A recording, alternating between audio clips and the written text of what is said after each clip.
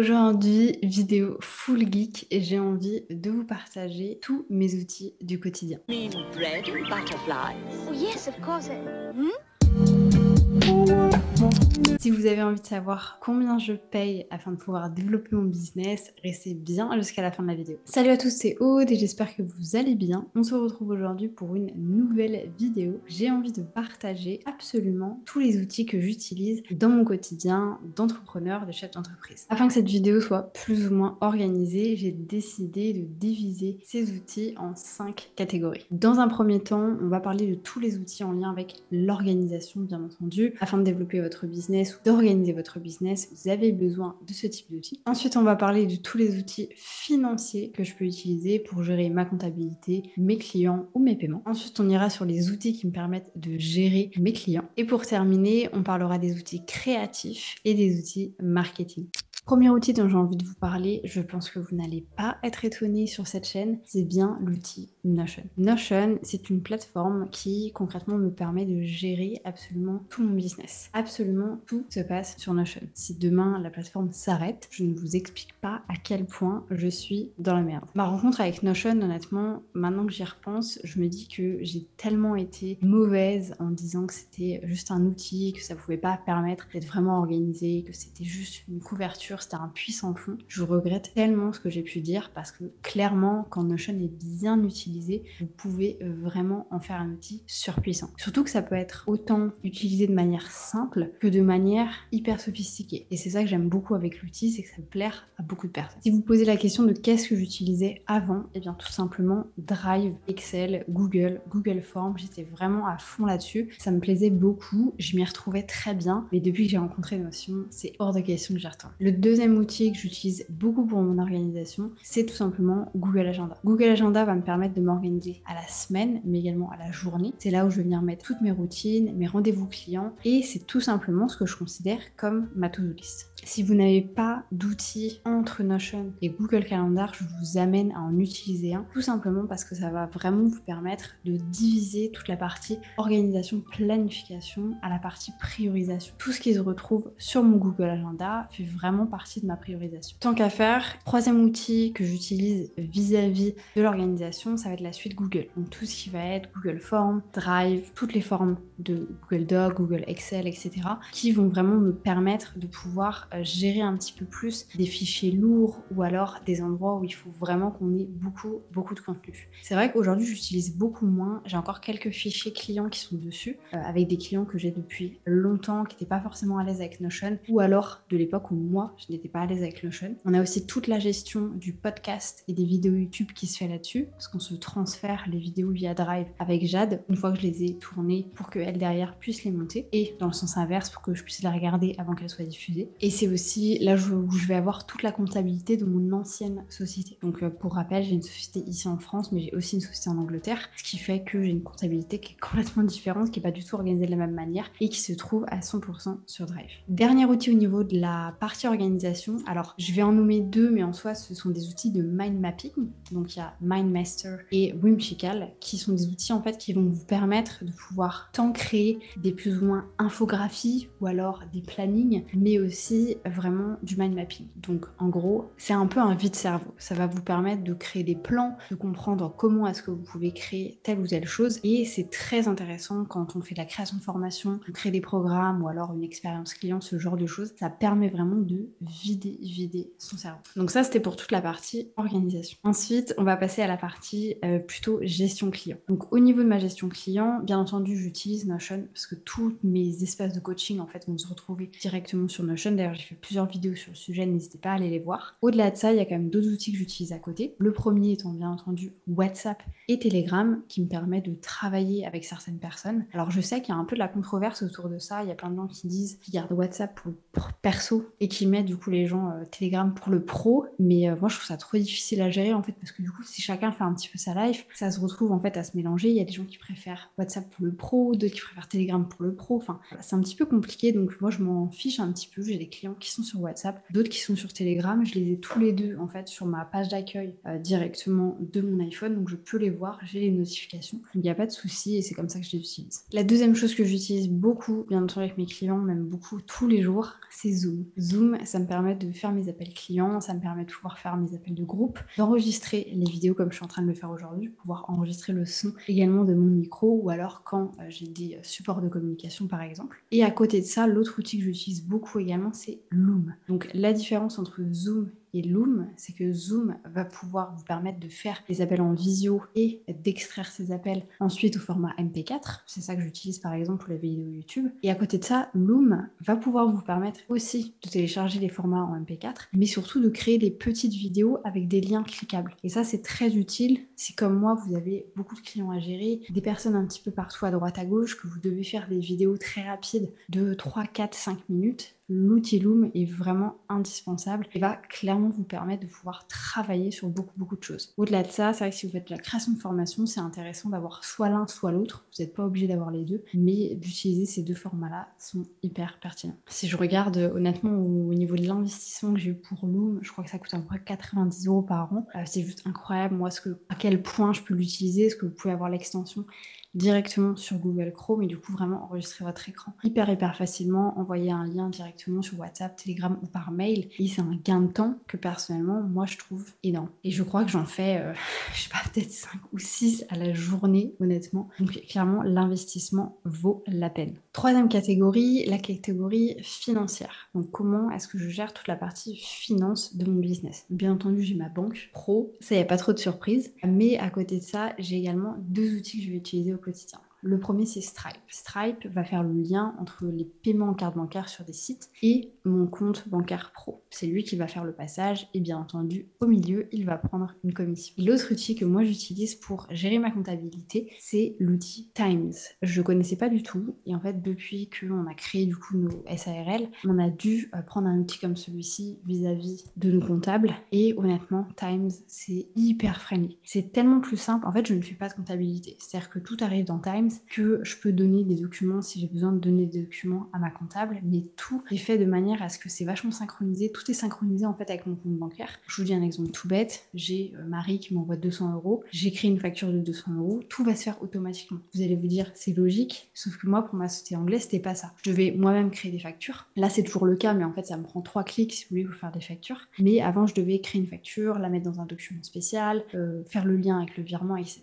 Aujourd'hui tout est informatisé. Donc c'est un petit budget parce que ça coûte 320 € à l'année, mais clairement c'est hyper intéressant et ça vous enlève une charge mentale énorme. Ça c'était pour les outils financiers. Maintenant on passe aux outils créatifs. Le premier outil créatif, c'est Canva. Je pense que c'est un peu le premier investissement de l'entrepreneur quand il est sur Instagram, c'est d'investir dans Canva. Canva, c'est fantastique parce que ça vous permet de tout faire. Ça vraiment vous permet de créer des designs, créer des miniatures YouTube, pourra faire des animations, parce que maintenant, vous pouvez faire des animations, voire de la gamification directement avec Canva. Donc, je ne vais pas vous faire l'éloge de Canva, je pense que vous connaissez ça déjà très bien. Deuxième outil créatif que personnellement j'utilise, alors il y a YouTube, mais il y a aussi Spotify. J'ai été très longtemps une team Napster, mais j'ai récemment quitté Napster pour passer sur Spotify. Et je le mets dans la partie créative, tout simplement, comme je l'ai expliqué, je crois, dans la vidéo de mes 7 habitudes, c'est que moi, j'utilise beaucoup la musique pour pouvoir un peu me pirater le cerveau. Ce qui veut dire que parfois je vais utiliser certaines musiques afin d'être créative. Et vraiment, j'ai adoré avoir ce format-là. Et Spotify, je trouve que c'est bien fait parce que ça vous propose des playlists, ça vous propose également des artistes qui vont être similaires à ce que vous pouvez écouter, etc. Encore une fois, je vous fais pas de l'apologie de Spotify, je pense que vous connaissez déjà très bien. Mais même si ça peut paraître un investissement, moi je trouve que c'est intéressant de pouvoir l'utiliser à côté. Et si je dis pas de bêtises, il est fort possible qu'on puisse le faire passer sur la société à mon avis. Et ensuite, dernier outil que je considère comme créatif, c'est en fait une extension qui va avec YouTube Studio. YouTube Studio, c'est ce que vous utilisez pour pouvoir gérer toute votre chaîne YouTube. Et en fait, il y a une extension qui s'appelle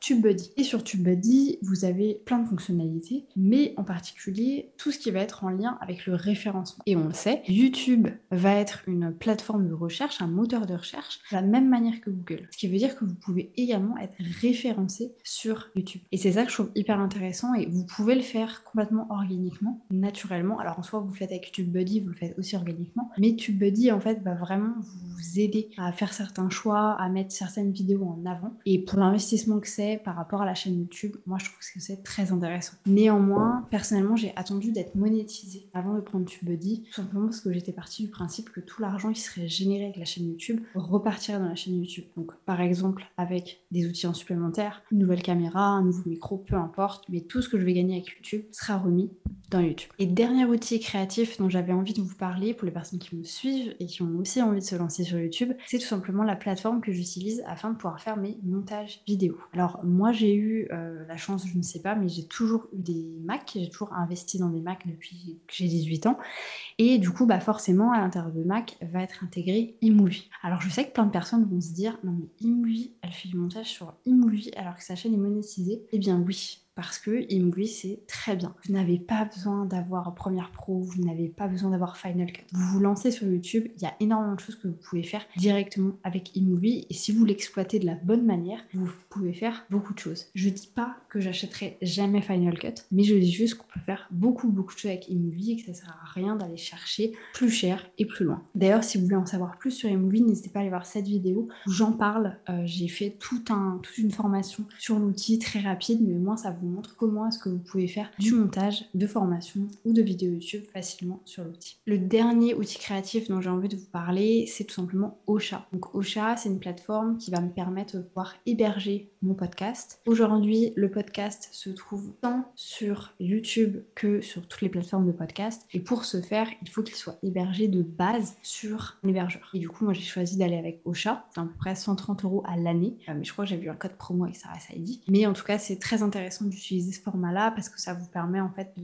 mettre uniquement votre podcast quelque part. Et ensuite, il va se mettre absolument partout. Donc sur Spotify, sur SoundCloud, sur Google Podcast, partout. Donc ça, c'était pour tous nos outils créatifs. Et maintenant, je vous propose qu'on passe à la dernière catégorie d'outils qui va être la catégorie marketing. Donc à l'intérieur de la catégorie marketing, je pense que je ne vous le présente plus, on va avoir System.io. System.io, c'est la plateforme que j'utilise pour gérer toutes mes formations, toutes mes pages de vente, tous mes tunnels de vente, pages de capture ou encore ma mailing list. Tout va être intégré à l'intérieur. Et honnêtement, pour avoir testé plusieurs produits, parce que vu que je travaille avec pas mal de personnes, j'ai eu l'occasion de travailler sur Podia, sur Kajabi, sur ClickFunnels par moi-même, je peux vous assurer que System.io, au niveau rapport qualité-prix, vous ne trouverez jamais mieux. Concrètement, c'est le décathlon du marketing. Et je pense que ma parole vaut quelque chose sur le sujet de décathlon. Deuxième outil marketing que je vais utiliser, je le mets à l'intérieur, c'est Instagram. Instagram, c'est la première plateforme sur laquelle je me suis lancée. C'est une plateforme qui est complètement gratuite, mais clairement, il y a un pouvoir, il y a plein de choses que vous pouvez faire sur Instagram qui sont hyper pertinentes. Même si aujourd'hui, moi, je suis beaucoup en train de travailler sur la partie YouTube pour développer la chaîne. Je sais que sans Instagram, je n'en serais pas là où je suis aujourd'hui et qu'aujourd'hui, je les utilise vraiment en synergie pour pouvoir arriver à un certain point. Je crois que je vous ai présenté tous mes outils. Finalement, c'était une vidéo qui s'est assez courte, surtout parce que, d'ailleurs, j'en avais fait, je crois, un post là-dessus, j'en parlais, que moi, j'ai toujours eu à cœur de pas investir dans des outils à droite, à gauche, parce qu'il fallait absolument avoir des outils, parce que je voulais tester telle ou telle chose, telle et telle automatisation. Ce que je trouve intéressant avec la manière dont moi j'organise mes outils, c'est que déjà, premièrement, ça ne me coûte pas si cher. C'est bien, je vais vous dire combien ça me coûte à l'année et au mois, mais surtout que je vais à l'essentiel. Et en fait, je trouve que quand on se lance, quand on est dans une période d'évolution de lancement, ça ne sert à rien d'aller chercher trop loin. Alors oui, il y a des outils qui vont être plus pertinents pour vous quand vous allez vraiment vous développer, quand vous allez commencer à déléguer, mais au début, c'est pas essentiel et vous pouvez très bien faire avec le minimum des outils. Aujourd'hui, pour tous les outils que je vous ai cités, moi, ça me coûte à l'année 1248 €. Donc en gros, à peu près 104 € par mois. 104 € par mois, c'est très peu par rapport à tout ce que j'en fais.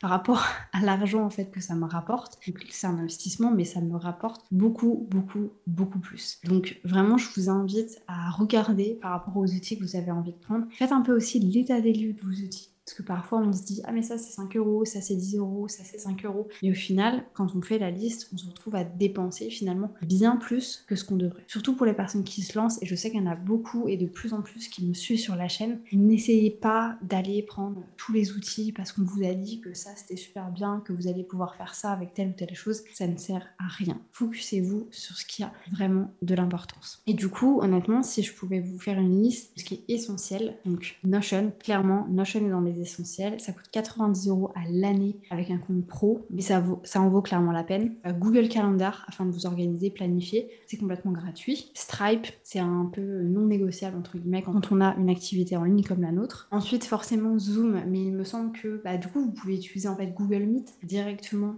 sur l'outil Google Calendar, donc vous n'avez pas besoin finalement de Zoom. Bon, Instagram, ça c'est un petit peu non négociable. WhatsApp, Telegram, c'est complètement gratuit. La suite Google, il me semble que c'est gratuit. Moi, je paye parce que j'ai beaucoup de choses sur Drive, donc je paye à peu près 30 € à l'année pour avoir une extension Drive. Canva, ça peut être très intéressant, 109 € à l'année, je crois, par compte professionnel. Donc ça peut être hyper intéressant. Et je dirais honnêtement de rajouter du coup la partie system.io qui vous coûtera, je crois que c'est 220 € pour un compte classique. Alors vous pouvez l'avoir en gratuit, mais le compte le plus intéressant coûte 220 € à l'année. Donc vous pouvez très bien vous en sortir avec ça. Donc concrètement, vous pouvez vous en sortir pour 199 € par an si vous utilisez uniquement Canva et la version payante de Notion. Tous les outils que je vous ai nommés, sinon, c'est vraiment du plus ou c'est vraiment si vous êtes dans le développement d'une activité. C'était tout pour cette vidéo. J'espère que ça vous aura plu. N'hésitez pas à me donner votre avis sur les outils que je vous ai mentionnés. D'ailleurs, si vous avez l'impression que j'aurais besoin de nouveaux outils, n'hésitez pas également à me le dire. Je trouve ça toujours intéressant de pouvoir trouver des nouvelles manières de faire, des nouvelles manières de m'organiser, quand bien même, comme vous le savez, moi je suis un peu minimaliste en ce qui concerne les outils, dit-elle alors qu'elle vient de vous présenter 12 outils et quelques. Mais voilà, j'espère que c'était intéressant pour vous. C'était en tout cas un plaisir pour moi, comme d'habitude, de vous faire cette vidéo. N'hésitez pas à me mettre un petit like, un petit commentaire et à vous abonner à la chaîne comme d'habitude. Et si jamais vous êtes intéressé pour avoir des tutos, tous les outils que je viens de vous mentionner, n'hésitez pas à me le dire parce que ce sera avec plaisir. Et d'ailleurs, c'est plus ou moins prévu. Donc, stay tuned. C'était Aude. Je vous souhaite une bonne journée, une bonne soirée, une bonne matinée. Peu importe quand est-ce que vous allez regarder cette vidéo. Et je vous dis à bientôt pour une nouvelle vidéo.